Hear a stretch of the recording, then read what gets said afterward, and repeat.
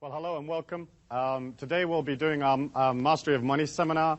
And what we'll be doing is basically looking at esoteric concepts to allow you to get the money that you want in life.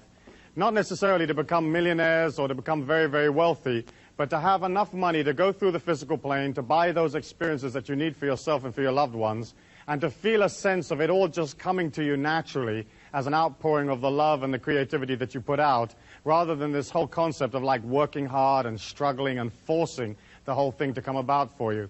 Basically speaking, the way that I handle esoteric money is I teach people to raise their energy. I teach you to become more life force, more power, and then when you do that, people will be pulled to you. People will show up. They're going to crawl over the walls and under the doors, and they're going to lower themselves in through the ceiling, and they will be there. And when they show up, what you have to do is bill them. You have to have a way of billing these people so that you can basically make money. And that means being organized, having a product or a service or something that you can give to these people when they show up in your life. For you to raise your energy and have all these people show up and then you haven't got a way of working it with them, you won't have the abundance, you won't have the creativity, and you won't have an energy pattern that will go all the way. And basically, some of you are going to need lots of money. You're going to need loads and loads of the stuff in order for you to buy those experiences and to create the changes that you hope for yourself. When you look at the physical plane, you can understand that it isn't designed for people to be rich. If we divided all the wealth up in the world among all of the people, okay, in fact, everybody would be millionaires. But the system is so designed that a few people have the wealth, and the rest of the people do not have the wealth. And because it is designed like that, and because it's come down from thousands and thousands of years, the common man has to put in a certain amount of transcendent energy to pull himself or herself out of a system that isn't designed to assist you. I mean, imagine if you could go to work and in 1 week you could earn, let's say, $2 million. And you think, oh, Friday, I think I'll retire from here on out. The system isn't designed like that. The way that the system is designed is that if you work really, really hard, it will spit out just enough cash to keep you just above what I call the revolution level. You know, where you're not out in the street tearing the system apart, but they've fed you just enough to keep you going so that you don't blow away the system. The world that we live in is just owned by a few people. You know, let's say 500, 1,000 families own the entire world, okay? And they also own the governments, they own the societies, they own the banking systems, they own all the financial institutions. They dictate what interest you'll pay, how much rent you'll pay, what mortgage terms you will receive, you know, what your car payments are. They decide everything for you. And they also decide how much money the average man in the street will have. And if you are, let's say, a small businessman and you've opened a business, you're going to open it in that kind of energy pattern, in an energy pattern of control, restriction, keep everybody bottled down, give them a little bit so they don't revolt, but don't give them too much, because we don't want these people coming up out of the pack, becoming too self-empowered, and starting to take away the control that the big people have. And so as you look at that, if you open a business and you're this small businessman and you've got a creative idea, you can only earn money from the energy of those people around you. And if all of those people are like close to starvation or just making it through or just squeaking through, how much disposable income have they got to buy your product? And so we're all affected, whether we're independent business people or whether we work for one of the big institutions or we work for the system, we're all basically affected by the fact that the whole thing is not designed for the common man. And you've heard me say that many, many times in this seminar and in other seminars, that the world is not designed for the people. It's designed to keep the institutions up. It's designed to keep the philosophies up. It's designed to support the governments. And you, as the ordinary working people, are always sent the bill. You get to pay for everything. If there's a mistake, you get to pay for it. You know, if there's some kind of disaster, you pay for it. And as you look at that, you can understand that the only way that you can pull out of those feelings and out of this conditioning that basically is absolutely designed to hold you down is by you having a force of will that is stronger than the force of will that is trying to control you. And you have to create inside of you an energy pattern a bit like, well, imagine if you were like swimming along in a swimming pool. And you're down at the bottom of the swimming pool and you're holding your breath and like Swamp Thing like grabs you by the ankle, you know? How much would you want to swim to the surface? You know, how much effort would you put into getting up and getting out of that and getting a breath of air? And for some of us, that's how much effort we have to put into becoming financially independent, mastering money. Because our societies do not teach us power. They teach us that we are weak, that we have guilt, that we're useless, that we're supposed to support everything else, we're supposed to send money to everything else, that none of this is really for us, and that if we do too well, somehow that pulls us away from being godly or righteous or good. And of course, that's a bunch of hooey, because the life force or the God force is absolutely abundant. It'll give you anything that you believe in and more. You only have to look at nature. You can look at a cherry tree or an apricot tree, and it has more apricots on there than you can ever eat. It has more cherries on it than you can eat. You know, and when you look at it, it has that splendid abundance naturally. You know, if a man designed an apricot tree, it would have like 2 itty-bitty apricots at the top of the tree, and they'd be out of reach, and they'd be a little stale, and you'd have to have permission to go climb it, and a certificate for when you got it, and then a third of the apricot would then belong to somebody else, and eventually you'd wind up with just the pit and a little bit of apricot, you know? And that's how the system is designed. When you look at it, when you look at the physical plane, we are here as these transcendent beings, as these infinite beings inside a body, and you have the ability, through your thought forms and through your feelings, to absolutely redirect and change your life. I believe that you're not your body, that you're not your mind, that you're not your sexuality, that you're an infinite being inside a body, and that you took on the limitations of the physical plane in order for you to be able to transcend them. The physical plane, the humans that are on this physical plane, are basically like in a circle. And the circle is created by the electromagnetic waves of the brain that set up this field or this force field that we all live in. And that force field cuts us off from the abundance of the life force. It cuts us off from the God force. It cuts us off from other dimensions of existence and makes us or gives us the illusion that what we see is real. But in fact, the physical plane that you see is no more solid than your thought forms. It's no more solid than the feelings that you have within you. The fact that the physical plane is moving at the speed of light gives it the illusion of being solid. But in fact, you're looking at basically a non-solid world, a world of thought form of consciousness. Your body being the same thing, your feelings and your thought forms all being different and varied forms of the one and the same energy. And as you look at the way scientific research is going now, you can see that the scientists are getting nearer and nearer and nearer to a unified force field theory, where all energy will be just one and the same energy. And that's my feeling, and that's the sort of mystical or metaphysical approach. I believe that as an individual, you can be in this circle of activity that describes the physical plane, and you can scratch and you can hollow and you can thump and scream and rip people off and compete with them and shove and push, and you can become wealthy. You can drag yourself out of the programming, out of the circumstances. But my way is, I feel, more fluid and simpler, and that's basically to work upon your intentions, to work upon your concentration, and to move into a pattern that allows wealth to come to you naturally. Because the other system, where you're sort of scratching and biting to get money, it's almost like your wealth means somebody else's poverty. Where my way is, you can become wealthy and then allow everybody else through your wealth to become even richer. It's not like there's any limit to how much is out there. And it's not like there's any limit to how much money you can have. There are millions and millions of dollars every day that are lost and left lying around, and people die and they just leave it in little sort of carrier bags someplace. You know, there's millions of opportunities for cash at no effort at all. And it's not like you becoming wealthy is going to detract from somebody else at all. Because we're not living in a finite world. We're not living in a world that only has this much resources or this much wealth. There are more resources to be discovered. There are more creative ways of doing things. There's always an ever-expanding amount of wealth.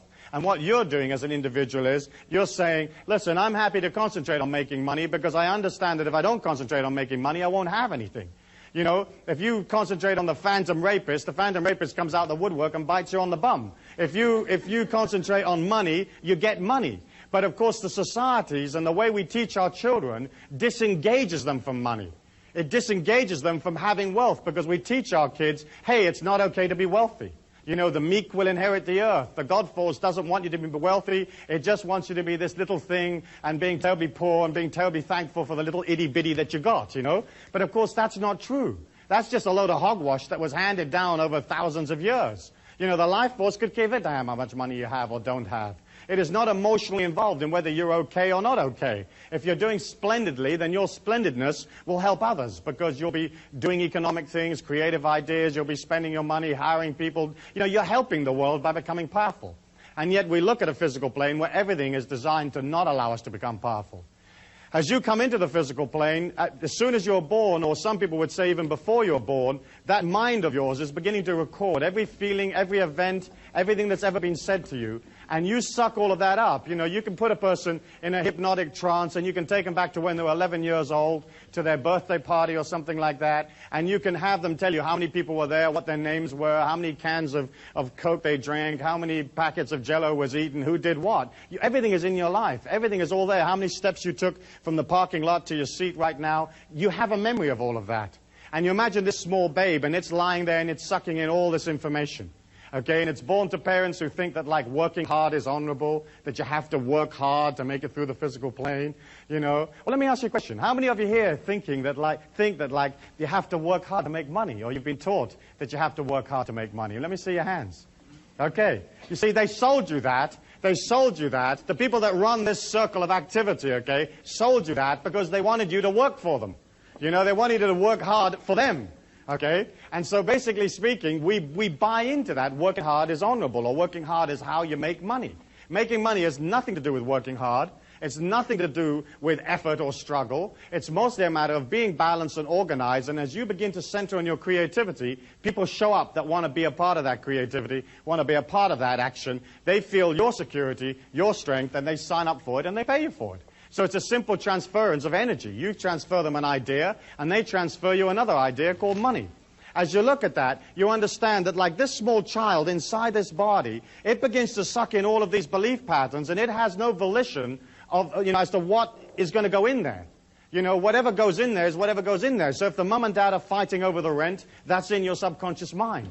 You know, if your mother's into sort of saving and clipping little coupons and there's a big stack of them in the kitchen, again, that's in your mind. Save coupons. There isn't going to be enough to eat. You know, reserve this. You know, eat the leftovers. You know, do this and do that. And I'm not saying you've got to waste stuff as you go through the physical plane, because I don't really agree with that either. But we take on whatever our mum and dad or our father and our mother thought. And of course, so many of our fathers and mothers came out of a generation when there was a depression, when there was a great amount of difficulty, and so they're not able to express a more transcendent, more fluid understanding of money. Today we live in the largest and most fast-moving capitalist society in the world, and there's millions, there's billions that are moving around at any one given moment. And yet here is this mind that takes on all this sort of stitch in time, save 9, and a penny saved is a penny earned. And we take on that mentality, and then we wonder when, as we go out into the physical plane, as young adults or as teenagers, or we go out into the workforce, we begin to resonate that into the life force. And the life force, or the energy, that the force field that we're in, reflects back to us exactly what we believe, exactly what we put out there, and it gives us back struggle. It gives us back, there's not enough. It gives us back, you know, work for no wages, save your money in case something dreadful happens, do this and defend that, and you know, and if people don't like this or don't like that, sue them for the money or go chase them for the money. But you know, there isn't enough, and that whole energy of like there not being enough and there isn't going to be enough for you to get through is sold to you as a way of disenfranchising and controlling you. Inside this circle, everybody believes life to be real. And the circle is created, as I said, by this electromagnetic energy that leaves your body, which I believe is created by the oscillation of the brain waves. And so as we look in this physical plane, we're looking at a physical plane that deals totally with manipulation, totally with restriction, and totally making sure that you don't come out of the pack. Okay? As you're going through the physical plane, you're taking in everything that you hear, everything that you feel, everything that's ever said to you, and you're also taking in all the rest of the energy. You're taking in energy subliminally. You're taking energy in below your threshold of consciousness that you are not even aware that you're taking it in. And we know from the subliminal tapes that we sell through our catalogs and so on that the mind has an ability to hear affirmations that are placed 40 decibels below regular earshot. And so we have a track of music that rides up and down, you know, getting louder and softer. And underneath this track of music is a loop tape that runs these very powerful affirmations that are designed to create behavioral change. And as that loop rides up and down with the music, it stays 40 decibels at all times below the music, below the earshot. And we know from our research and the research that's been done in various universities in the United States that the inner mind hears that and accepts it. And yet think of you know, you're going through life, and how many sounds and how many feelings and how many opinions are you a part of that are very debilitating, that are very weakening, that you may not have chosen, but that became a part of your mind, you know? Like you'd be at the supermarket, and like somebody in two lines or 2 aisles further over to the right, might sort of pick up a can of beans and go, oh, look at the price of those beans, the world's falling apart, bong. And that would enter your mind if it was 40 decibels below your regular earshot. So you're a product of not only what society has told you can't have, not only what your parents told you couldn't have, but you're also a product of all the thoughts and feelings of the people around you. You can't sit next to somebody in an audience like this and not pick up whatever they are. Their feelings are booming out, and they're pervading your feelings, okay? And if you want to change your seat in the break, feel free, you know? But basically speaking, you're it. If a person touches you, there's an energy transfer. If they look at you, there's an energy transfer. And so can you imagine this young being that's coming into the physical plane, who doesn't have necessarily any experience of how to do it, and being debilitated with all of this stuff, and then going out, putting that energy into the universal law, and getting back exactly what they put in, and they put in for struggle and difficulty and hard work and lack and not enough, and the universal law gives them back that stuff, and then they can say, you see, life's really hard, okay? And each one of us came out of that same product. So for you to get out of that energy pattern, you have to push against it. You have to literally force yourself to allow yourself to be in control of the money that you make and to master the money. And the mastery of money for me is, as I said, not necessarily becoming very, very wealthy, but being in control so you spend less than you earn, and you earn enough to buy yourself all the experiences that you're ever going to want on the physical plane. When you think about it, you create a creativity, you create a product or an idea, it's energy, it comes from consciousness. Then you take it out to the people, they respond to it positively, and they give you money, which again is energy. Money is neither good nor bad. You know, the folk that said that money is the root of all evil, or the love of money is the root of all evil, they just didn't have any. Because you've got to have money to get through the physical plane. You know, you've got to have it. And of course what happened was that we were taught that somehow money and spirituality didn't mix. And yet when you meet a person that is truly spiritual, they'll have a lot of energy, and so automatically they'll have a lot of money. In the olden days, let's say in 500 BC or something like that, it was fine for a person to withdraw and to go up in the mountain and sit under the banyan tree or whatever they wanted to sit under, and to pull away from the commerce of things and to contemplate upon, you know, the light of God or whatever it is they wanted to do. But you weren't born there. Or if you were, you know, right now you're here. You're in commerce, you're in travel, you're in making things happen. It's a totally different society. And I feel you could transcend by pulling out and sitting up on a mountaintop. But once you had the power, you would have to come back down into the physical plane and do something with it. And so the philosophies that came out of poverty and seeing it as beautiful and seeing it as righteous came out of a time when there wasn't anything to do. You know, Buddha couldn't turn on the video and watch a couple of videos and play his CD player. He only had sitting under the tree. You know, sitting under the Bodhi tree was the only game in town. So that's what he did, you know. But we're not in that time. We're action-oriented. We've got things to do. There's people you've got to meet. There's things you've got to build and create. There's children that have to be brought up and developed into strong and powerful human beings. And that's what we're looking for. We're looking for individuals that are prepared to push against the system without confronting it. Because the system will never look after you. You know, it's not designed to. And if you look at the history of man, all the governments have let all the people down all of the time, you know? And if you don't believe that, you don't know anything about history. You know, you might want to repeat it after me. All of the governments let all of the people down all of the time. Because basically speaking, governments are individuals that are looking after their own interest. You know, they're looking after their own power unit. They're looking after their own election. They're not worried about whether you're making your mortgage payment, you know, in downtown Arkansas. They could give a damn, you know. They are just worried about their own position. And they get to play the game, and they get to spend your cash, and then they send you, as I've said before, this love letter called a tax bill that you have to pay for their creativity. They don't actually create any wealth for themselves. The wealth of the nation is the individual man, the individual female, the working people of the country. We create the wealth, and they just get to play with it. You know, and the way they play with it is they get to spend it pretty much any way they like. They get to bill you anytime they want to bill you. And if they run out, they just print some more.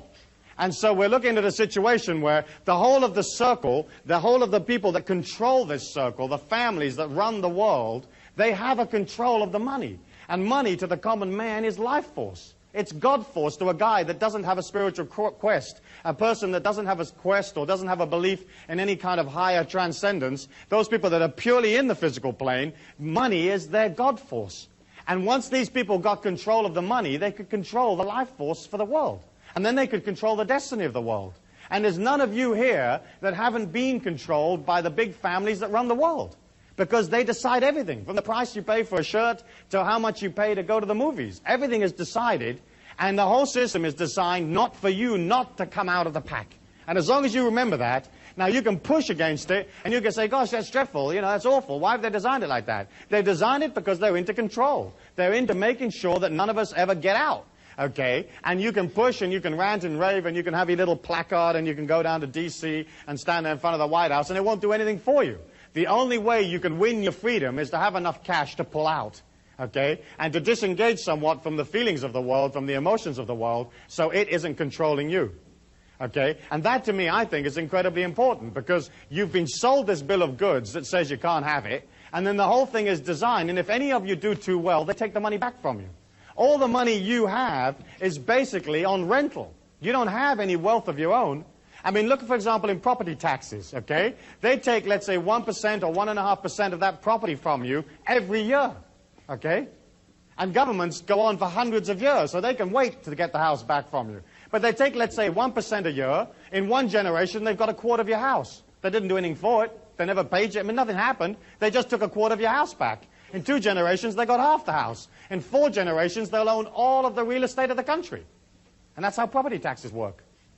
So you think they've got your interest at heart? No, they just chip in a little bit of your income back, and they time it or they place it so that it's like this creeping thing that you're never really quite aware of. And then suddenly you think, my goodness me, I've given 9% of my house back to these people. Why did I do that? Well, you did it because they passed the law saying you had to do it, and you don't have options. I believe in obeying the laws, but I also believe that you can design your life to take maximum fluidity within the law. Within the tax structure, within all of the things that you are allowed to do, that the people that control this circle allow you a certain amount of modicum of like elbow room, and then you use that in order to become powerful. And so, as you look at that, you can see that for you to become powerful, to have enough money, you have to begin, first of all, to look at what's stopping you getting money. What are these feelings inside of me that don't allow me to be wealthy? Because for you to be wealthy and to become wealthy and to have people show up and they want to share their wealth with you, because there's only one place that you can get money, and that's from the other people in the physical plane. Because we're the only people that believe in that stuff, okay? You can't get it from any place else other than the other mugs in the game with us.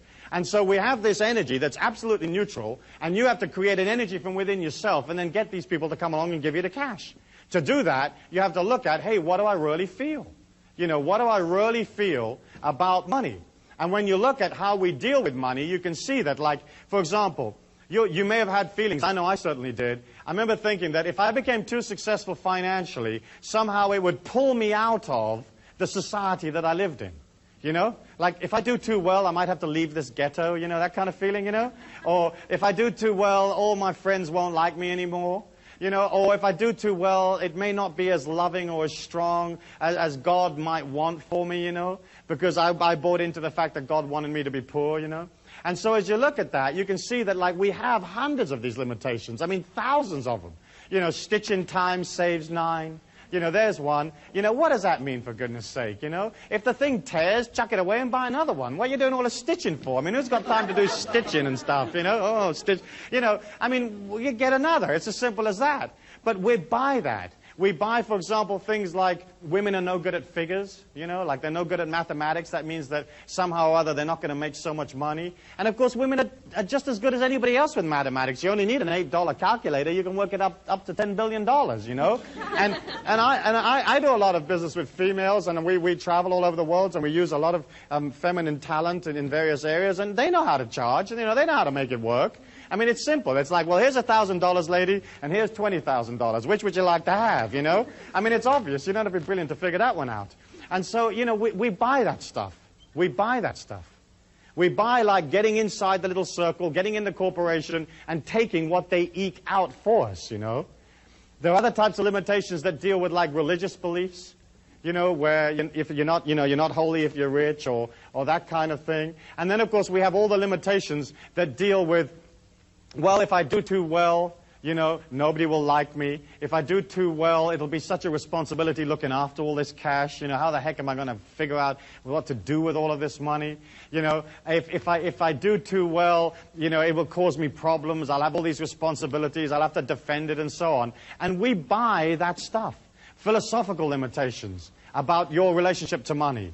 You know, spiritual limitations of one kind or another, sexual limitations. You know, maybe if you're a minority, you may feel that in this society you don't have the ability to do as well as the people that are in the majority, like as if the God force of the money knows what the color of your skin is, you know, and thinks, oh, I'm going to give this guy a hard time because he's different or something like that. And as you look at that, you can see that all of the people out there in a society or in a circle that is not designed for them to do well with anyway, and all of the belief patterns they've got and all of the limitations, you can see that, like, you can understand why the people aren't rich. You know, why they never make any cash. Let me ask you for one or two of, like, those standard limitations that we're all a part of, those limitations that are so much a part of our culture. Perhaps you might like to kind of wander around and pick up a few for me. Great. Stuart, there's one my mum always used to say, you've got to save for a rainy day. Absolutely. And if you save for a rainy day, of course it rains, you know, it has to. Because that energy of putting in the negativity pulls to you the rainy day. You know, the very fact that you believe you're going to be a part of a disaster means the disaster will happen. And if you put a whole bunch of dry food in a hole in the ground, you know, because of that energy of defending yourself, you mount 2 machine guns on the roof, you put your granny there defending the house, defending the street, then what happens is that energy pulls to you the disaster because of the negativity that you're putting out. And if you put this dry food in the ground, something will happen, and this moose will come along and it'll do itself on its food, on your food, and there goes your stash or there goes your stock. You know, let me ask you for some others. If you have any money, don't tell anybody. Yeah, if you have any money, don't tell anybody, because some reason or other that's going to either make them angry or jealous, or they're going to come around and try to take it from you. Of course, that's a load of nonsense. If you're wealthy, you just feel wealthy. I think you don't want to be brash about your wealth and sort of showy or too showy, but you've got to spend it. There's absolutely no point in having money if you don't get rid of it. The whole point of it is to keep it moving and keep it flowing. Money, of course, is like manure. If you pile it all up in one place, it stinks. If you spread it around, it makes things grow. Right?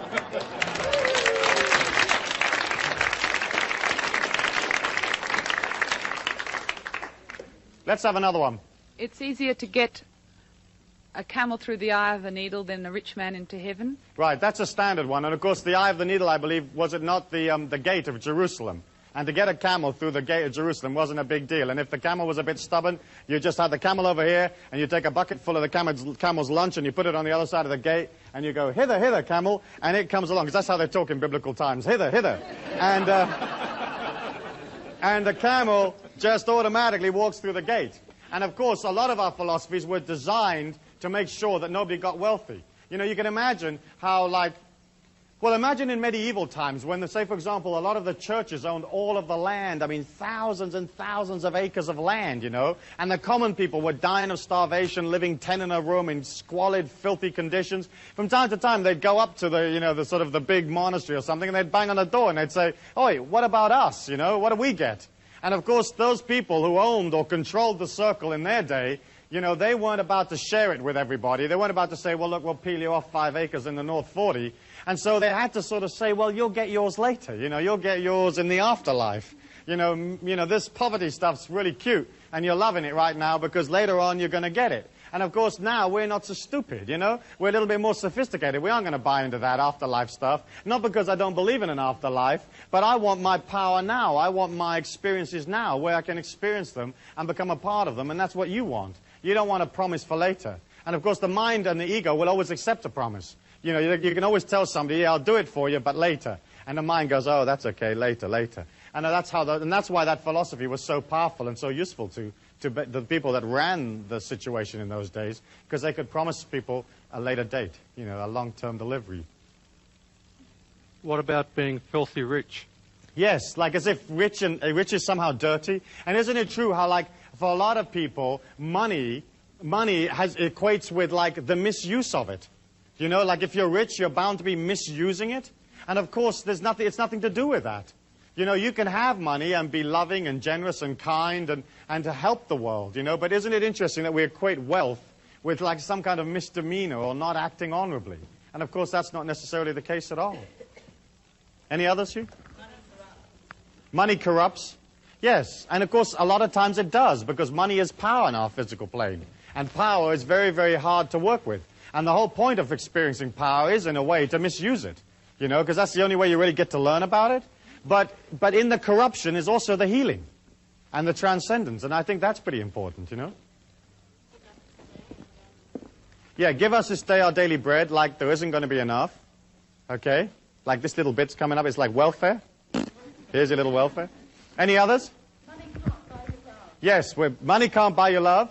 But in fact, yes, it can. Okay? Definitely. But the fact is, of course, that the way you get love is to express love. You know, and it's nothing to do with money. It's absolutely nothing to do with money. In fact, and money can buy you love, push to shove.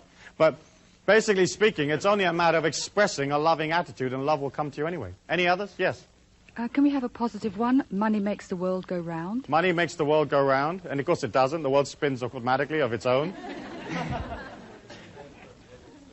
Yeah, save for emergencies. Okay, that's the same thing as was said before, where you're waiting for the emergency to come. Beautiful people are rich. I'm sorry, I've got more than one coming at once now. Yes. Only beautiful people are rich. Only beautiful people are rich? That's not so true. I know a lot of ugly millionaires. Yeah. But you see how all of that stuff became so important, you know, and all of that stuff became a part of our culture and a part of the way that we treat money. And of course, what you have to do now is to begin to resonate a powerful intention for your whole trip about money. Because when a person permeates that negativity or that weakness inside of you, because it is already there in your mind, there has to be an acceptance. You know, you have to accept that. If you're standing next to somebody in the supermarket and they are projecting lack, if you have lack inside your mind, you actually enhance or increase the lack that you have.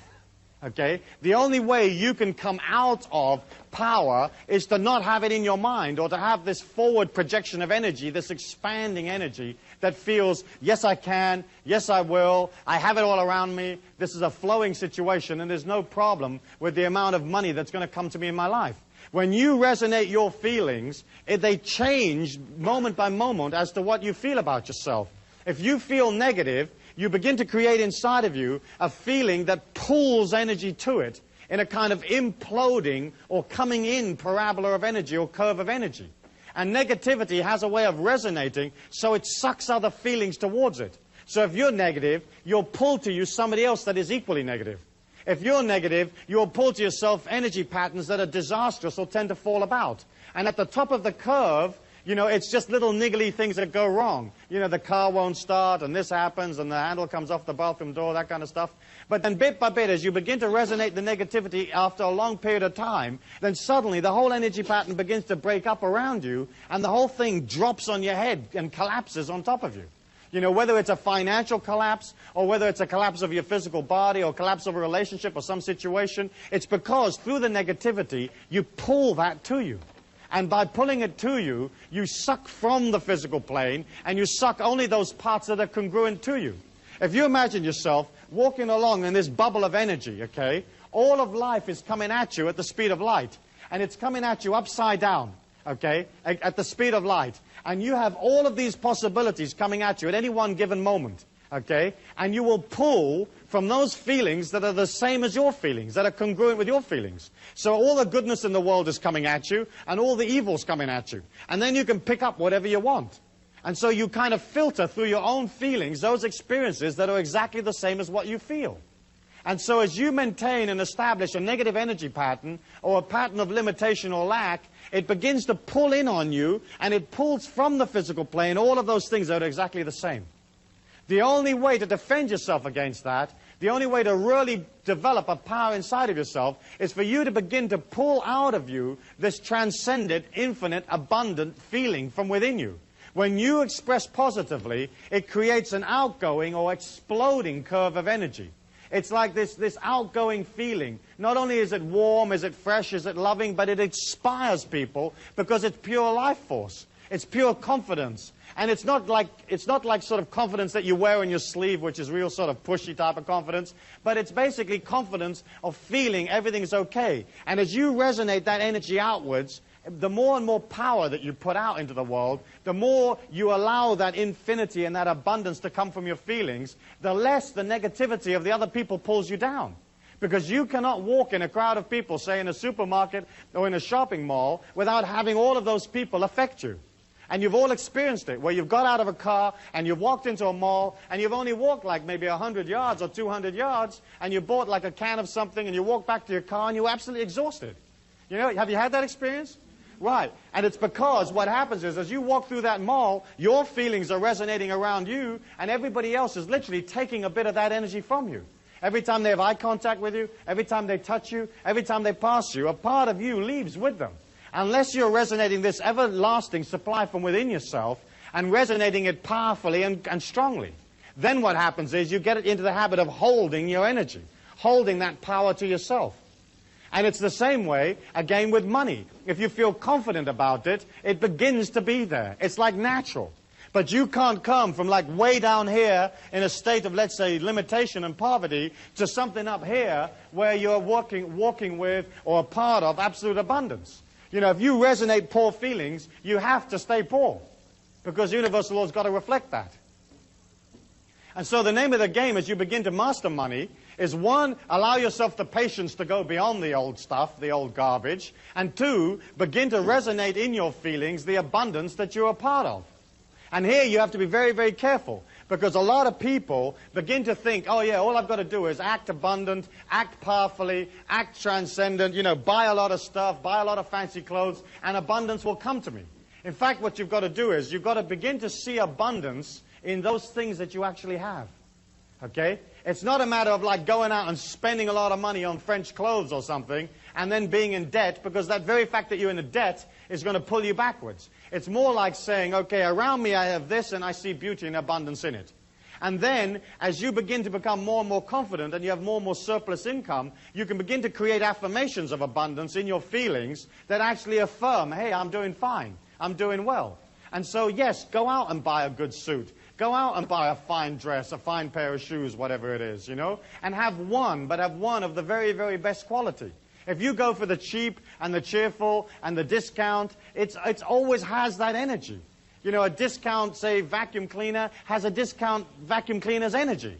And I remember my wife once buying this vacuum cleaner. It was at a used machinery shop, you know, one of those places where they sell used appliances. And she was all proud of herself because she'd got this thing for $15. And she wheels in this vacuum cleaner, and it looked like a $15 vacuum cleaner, you know. In fact, to me, it looked like she'd been ripped off at $15. And she plugs it in, and there's this limp little bag hanging on the back of this thing, you know. I mean, it's just holding on for grim death. And I said to her, don't you think that bag is supposed to be like full of air and abundant and pleased with itself? And she says, yeah, you know, I think you're right. And she was vacuum cleaning this room, and the vacuum cleaner made a decent kind of noise, but you could see that nothing was coming up off the carpet, you know. As it went over dust and pieces of paper, they just jumped up and then went back down again. And I thought, this is not a real effective way of vacuum cleaning the carpets. And then as she was wheeling this stupid thing around, the wheel came off. And as it came off, it created this sort of very, very sort of gentle curve as it went around the carpet and sort of came into this semicircle around to the other side of the room. And of course, as the wheel went around the room, it did pick up a little bit of dust on the wheel, you know, that was natural. And I looked at it, I thought, oh, this is how this vacuum cleaner works, right? It fires little wheels that pick up microscopic bits of dust. You know, if you buy something at a discount, if you buy the cheap and cheerful, that's the only energy you'll ever have. You know, and you can go in there and you can see this vacuum cleaner and it looks neat and it's made underwater by Brazilian convicts and it only costs $9 and you'll say, I take it, and it has that energy. And so I would say to you, like, if your life is in control and if you're beginning to master money and beginning to feel that you will always have money, then you can begin to spend on those things that are important for you. And I would always go for the very best. I would just have less of them. You know, if you've only got one suit, at least have one decent suit and look good in that. So at least when you go for the interview, you come out of an energy of like, you know, I feel abundant, I act abundant. But don't go wacko, wacko, wacko and just spend a whole bunch of money. And I've watched people take on this philosophy and do exactly that and get themselves into tremendous trouble, you know.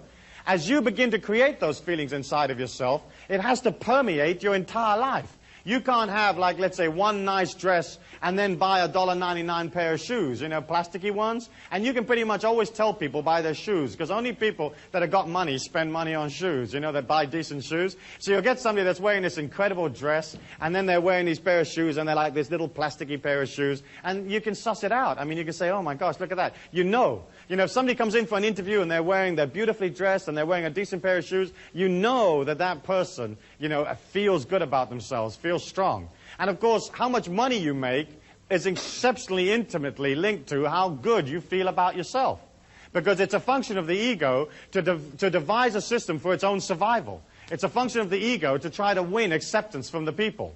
It wants you to love it. You know, you want people to come up to you and love you.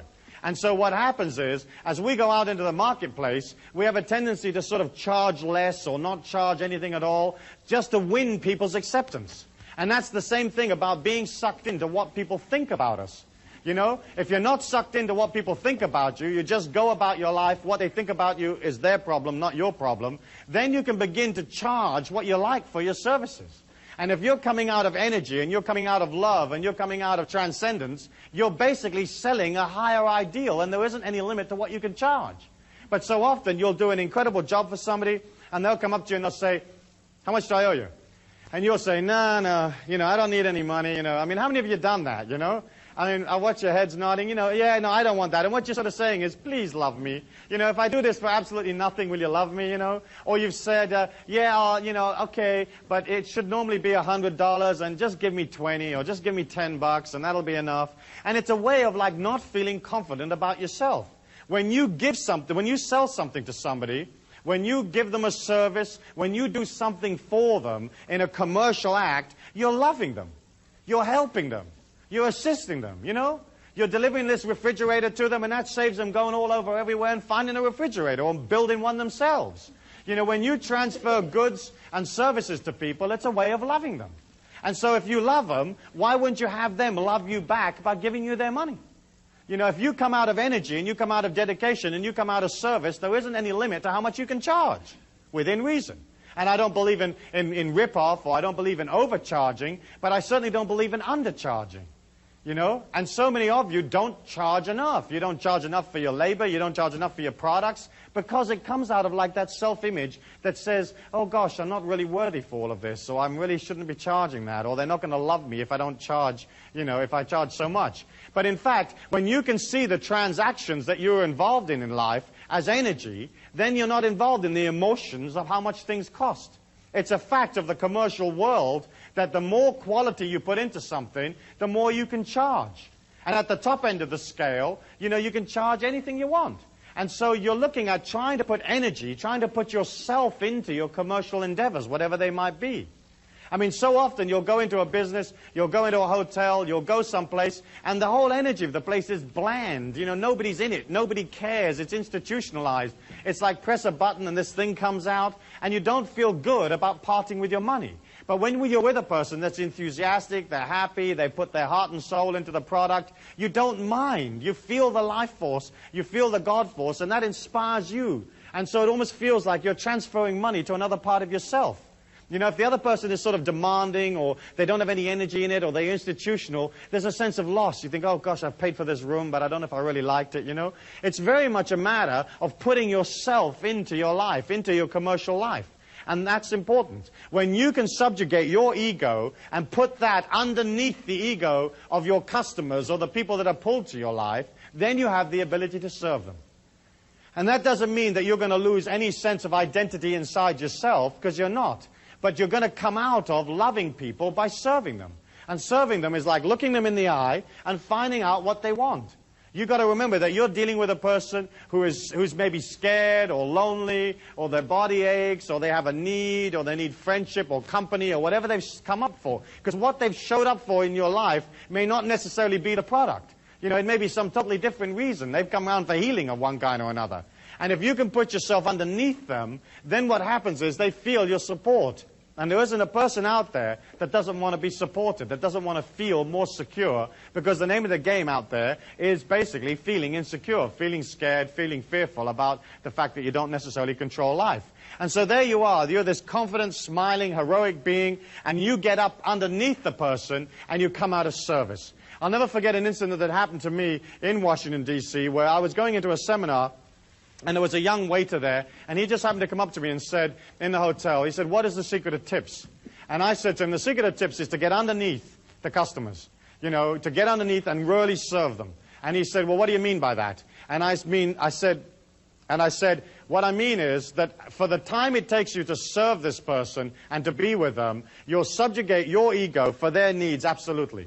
And so rather than coming out of like thought forms of, oh gosh, when does this shift end? And look at this guy, I really don't like the way he's dressed. And oh goodness me, he's asked me for some more peanuts. And oh goodness me, I'm rushing about. What you're doing is you're coming out of, how can I help you, sir? What can I do for you? You know, would you like ice? Would you like lemon? What would you like? You know, would you like it on this side of the glass or that side of the glass? You know, would you like another pillow, another cushion? What can I get for your lady wife? What would she like? You know, there isn't anything while you're in my care that I won't do for you, you know. You want me to take your canary for a walk while you're having a drink? No problems, you know.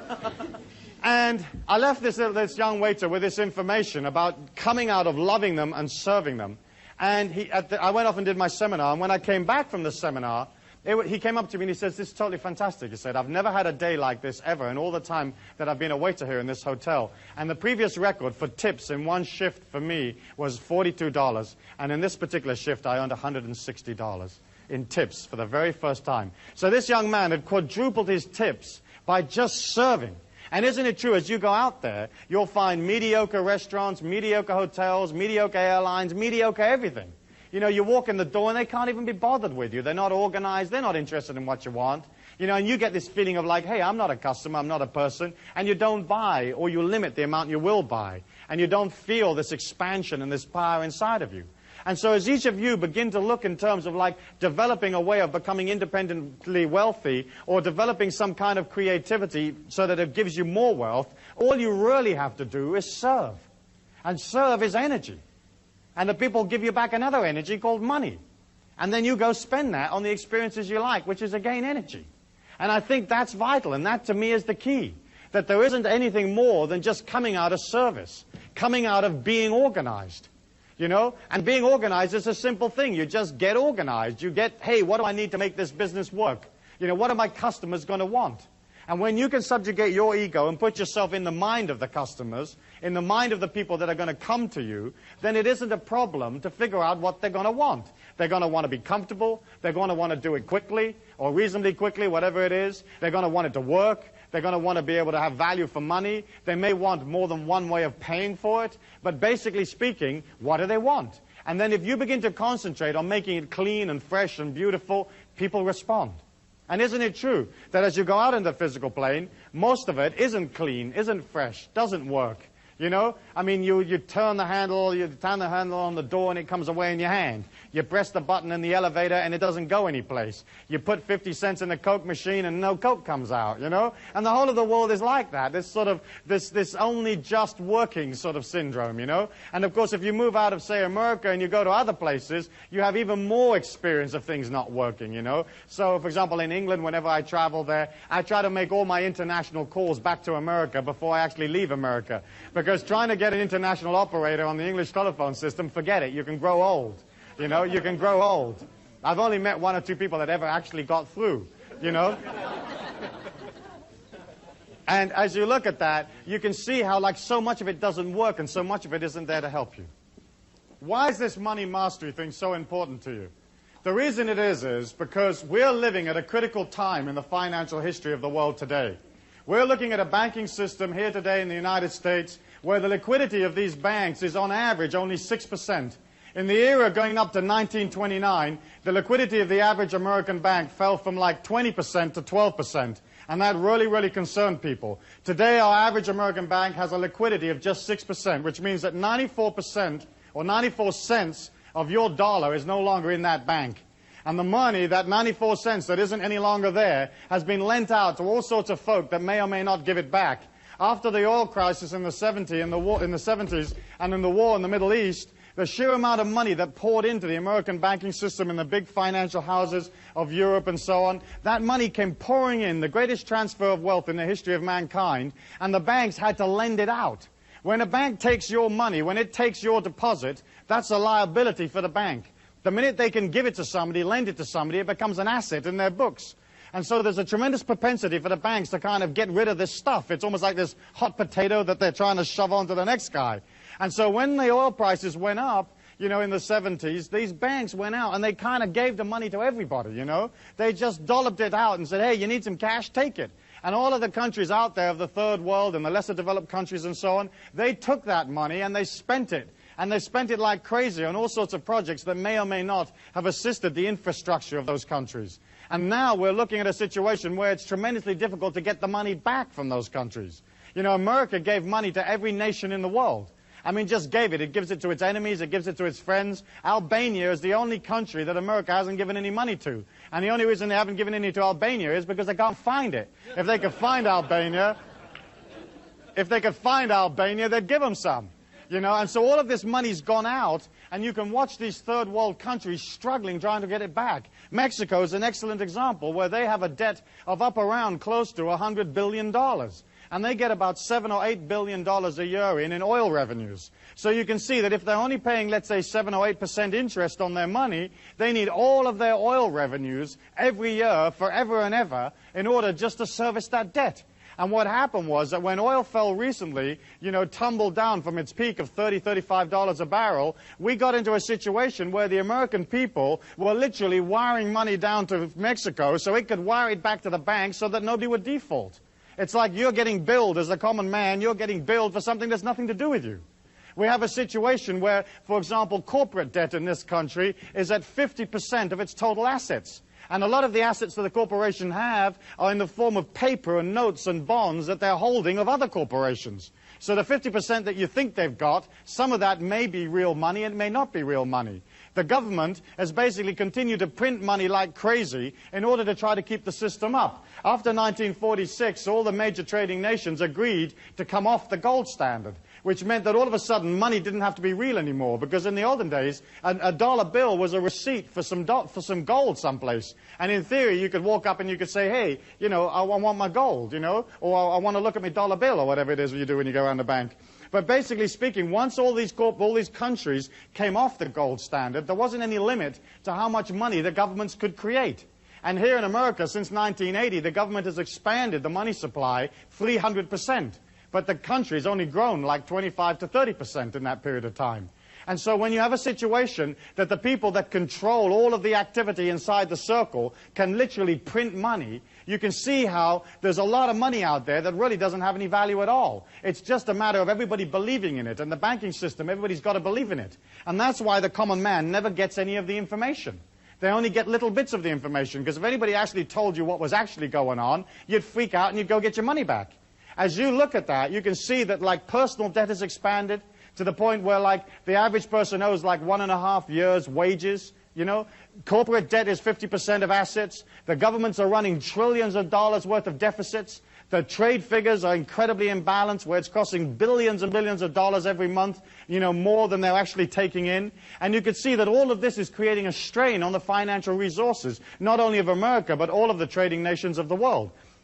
As you see that, you can either say, well, that's great, I'm sure it'll all be all right, I'm sure it'll all be fine, or you can say to yourself, wait a minute, there's something going on here. I'm not into possession of the facts, I can't fix what's happening in the third world, I can't fix, say, for example, that there are a record amount of, say, bank failures in the country right now, higher than even in that period prior to the Depression or the collapse of 1929. I can't fix that. I can't fix the business failures. I can't fix all of these scams that are going down with these various junk bonds and so on. All I can do is get in control of my own situation. If there's ever a liquidity crisis in the world, and it looks like eventually there's bound to be, because we just can't carry on inventing money and spending prolifically, if there is ever a liquidity crisis, cash will become king. You know, you'll become God if you've got cash in hand. You'll be able to go out and you'll be able to buy things for cash.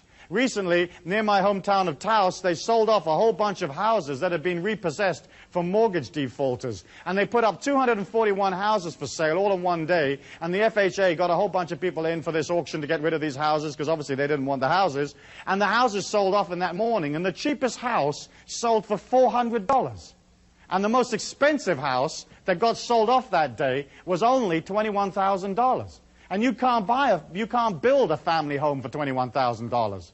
So you can see that if there's ever a cash crunch or there's ever a difficulty, if you have cash and you're liquid, you'll be in a position whereby you'll be able to go buy things that you've always wanted at half the price, a quarter of the price. You'll be in a situation of being empowered.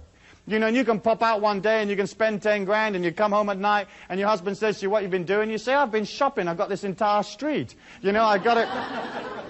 I got it from the 7-Eleven right up to the traffic light, the stop sign, you know? And I had enough money in my pocket to take a limo home. You see, and some of you have saved all your life for that stuff. You're going to come into a period of time where that cash is going to be king. And the way to achieve that cash is obviously you've got to spend less than you earn. You have to have fiscal discipline. And fiscal discipline is looking at what you earn and beginning to de-escalate the debt that you have. Getting into the mastery of money is basically spending less than you earn and beginning to develop a certain amount of liquidity. Now you may say to me, Stu, well, how do I pay off my debts and develop liquidity? The fact is that as you pay the debts, your whole energy begins to calm down, you feel less out of control, and the opportunities that you need to make money will find you. But again, you have to be organized, you have to be centered, you have to know what it is you want, and you have to begin to go for it. And if you can't go for what it is you want in life just yet because you're stuck in some job here, just maintaining everything, then at least you can begin to play that fake it till you make it energy. You can begin to move towards it. You know, like if you're pumping gas in a gas station and you want to be a film director, well, you begin to resonate an intention for that. And you go to film school in the evenings and you buy books on film directing and you watch films and maybe you join an amateur filmmaking club, but you're moving towards your goal. So often people find themselves like down here and they hope that they can pull their energy up to up here and they never make it. You have to move towards whatever it is you want, and as you move towards, it's almost like the energy comes around you and supports you to get what you want. Which means that, of course, you've got to be clear about what you want, you have to have clarity, you've got to know what it is you want. And we've spoken about that in the past, have we not? But it's mostly a matter of deciding, hey, what do I want for my life right now, and what do I want later on, and what do I want later on, and concentrating on the right now.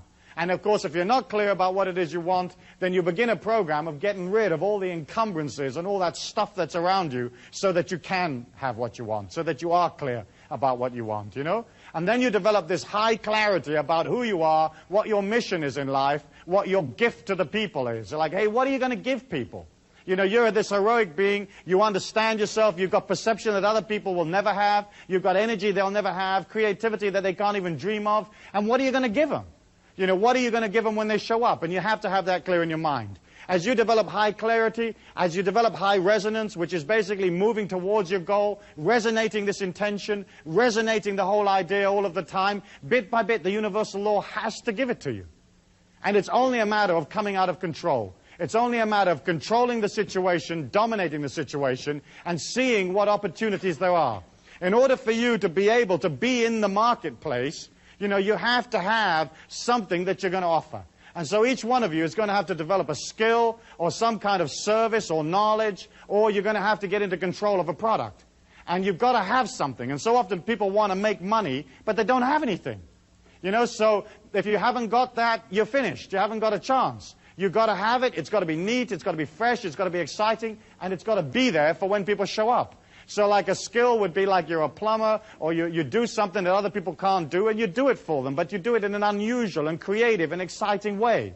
You know, and you roll up at the front door and you're in this big polystyrene bubble, you know, that looks like a sort of a spanner or something. People say, what are you? You say, I'm the plumber, and it's musical. And up comes a little hat, you know, and they think, oh, this is incredibly interesting. This is really different. Most plumbers show up in, you know, oily overalls, grumbling and moaning about how lousy plumbing is. And this guy shows up in his chicken outfit or whatever it is, you know.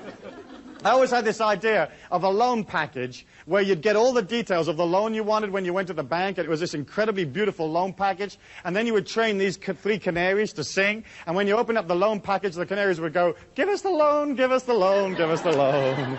You know, well, imagine the bank looking at you and you telling them, hey, listen, what I want to do is open this flea circus. And by the way, here's these 3 canaries that we've taught to say, give us the loan, give us the loan. You know, it's like the bank would understand you. They may not lend you the money, but they would understand the creativity there.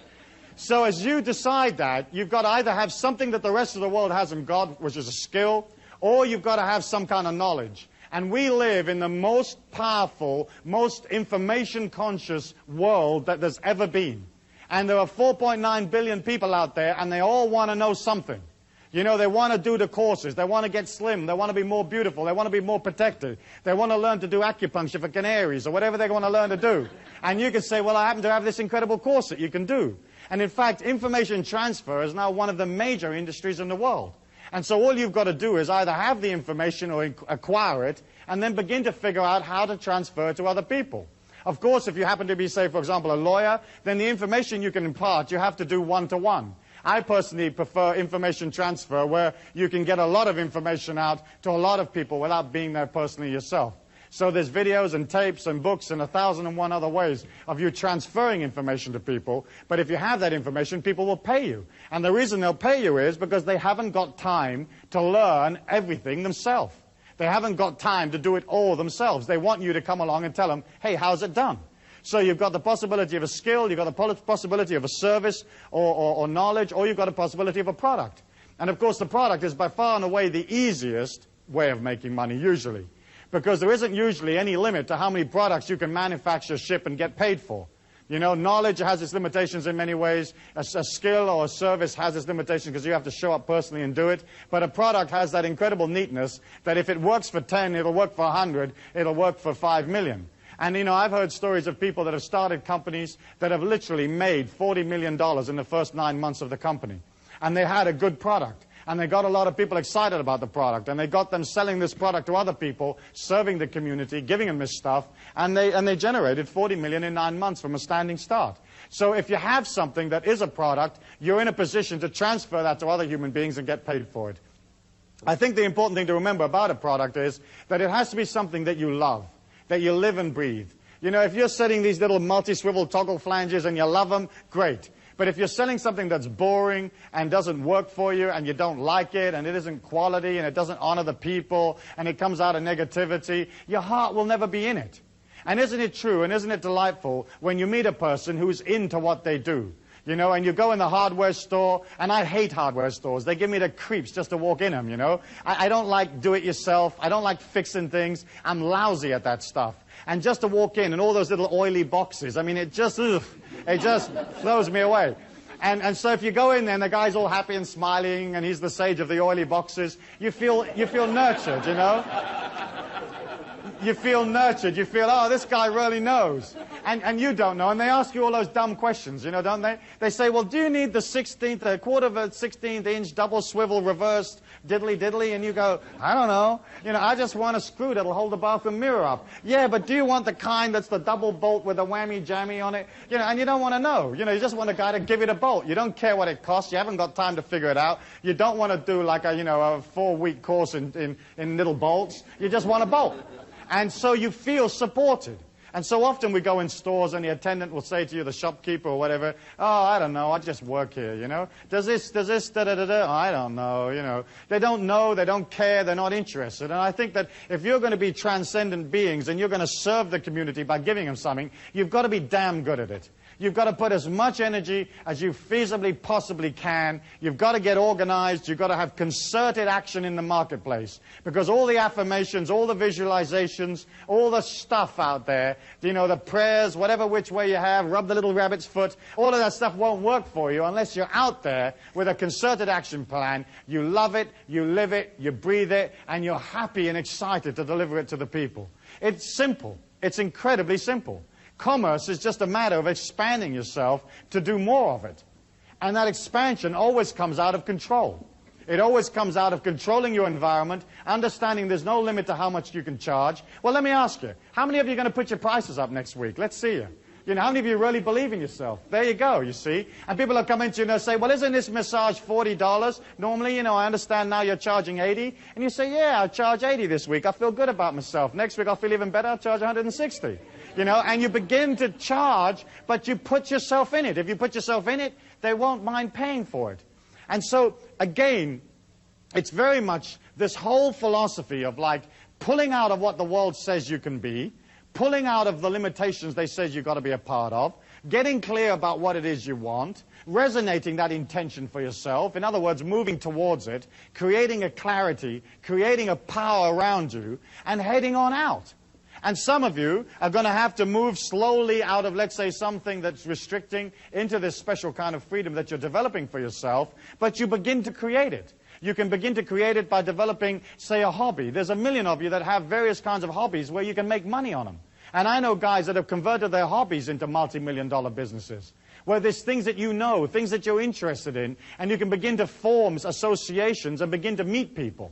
You know, if you don't go meet people, then again, you create around you this limitation of not having enough people to go sell. You can have a brilliant idea, and if all you know is your auntie and your mum, you've got 2 customers, you know? But if you begin to understand that going and meeting people is a way of you expanding your energy, it's like saying, oh gosh, I've got this little energy and I don't feel too confident about myself and I don't feel too confident about this stuff, and so I won't bother to tell anybody, and that way I'll never have to like face the fact that I'm not really confident.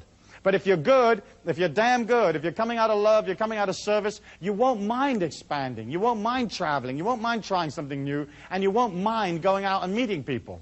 You know, I tell people, listen, if you want to meet people, join churches. You know, it's a great place to meet people. You can give out your little card in the breaks, you know, pass them out in the pews, and then just join as many churches as you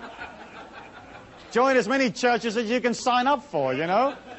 I mean, you join a Muslim church, and then you go to the synagogue on Saturday, join a couple of Christian churches on Sunday, especially those sort of open, positive, New Agey type of Christian churches, you know, and then Monday you can get into some kind of wacko cult, you know, and you join them on a Monday when they have their services, and you just surreptitiously are passing out your cards, but people get to know you.